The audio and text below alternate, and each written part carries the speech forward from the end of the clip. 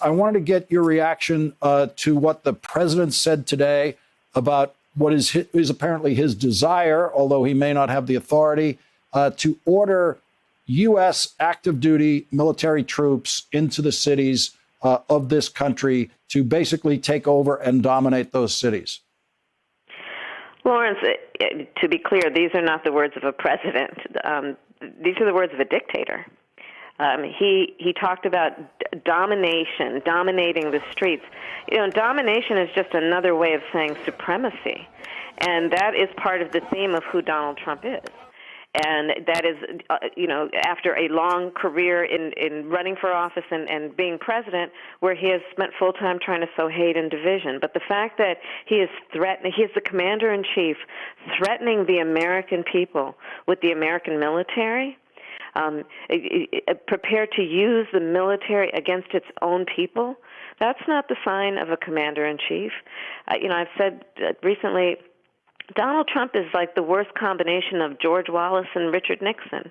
He is not capable of leading our country, especially in this moment of crisis where people are in pain. America is raw right now, and her wounds are exposed. And what he is doing is just fanning the flame of hurt and pain. The president repeatedly today used the phrase law and order. He said he wants to be the law and order president. That was actually Richard Nixon's campaign phrase of 1968 that won him the presidency. In a year when there was a great deal of civil unrest in this country, including, of course, the rioting that occurred in Chicago during the Democratic Convention, the president's use of that term seems to be designed in exactly the same way Richard Nixon used it, that it is all aimed at his voters and to strengthen his base of support.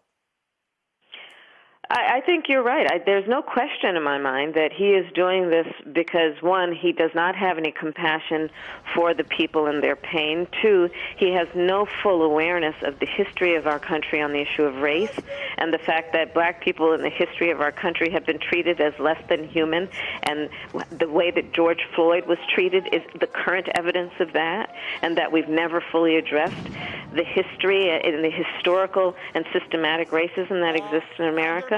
And yes, so of course, he is going into that old playbook of trying to pretend he is a hero for calling for law and order. But what he is doing is he is destroying America.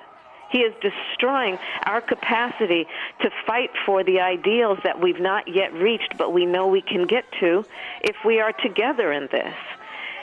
And people are in pain because of it. But I do believe in the strength of the people. I do believe in the true nature of who we are, and that we will continue to fight for those ideals that we've not yet reached. But it will not be with Donald Trump's help.